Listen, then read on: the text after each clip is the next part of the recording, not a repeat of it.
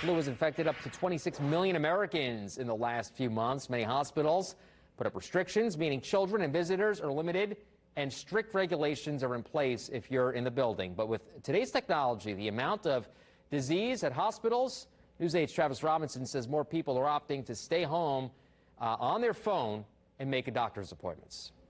These days, everyone has a doctor in their pocket. And I'm not just talking about doing a quick Google search. I'm talking about virtual doctor appointments like Teledoc and Doctor on Demand, which can put you in touch with a healthcare professional without ever having to leave the house.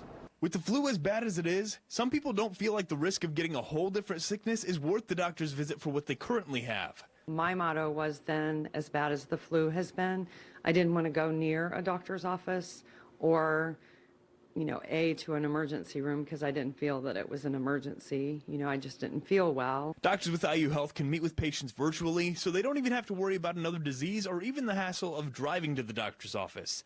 These doctors say as the flu ramps up, they're seeing more and more people reach out virtually. When you're sick and you're in a time crunch, it's a real convenient way to access good health care and really good advice about what to do. I mean, a lot easier than driving to the doctor and sitting in a doctor's office full of sick people that you don't know what they have.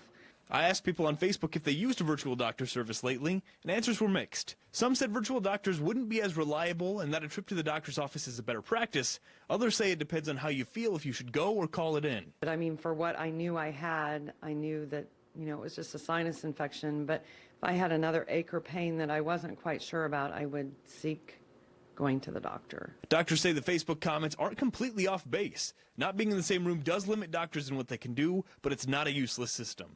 Well, I think just first knowing that it's something that's available is an additional tool. When you're sick, it's usually best to be seen physically.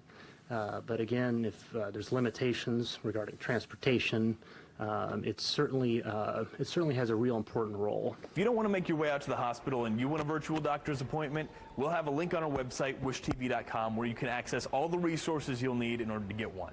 I'm Travis Robinson, Wish TV News 8.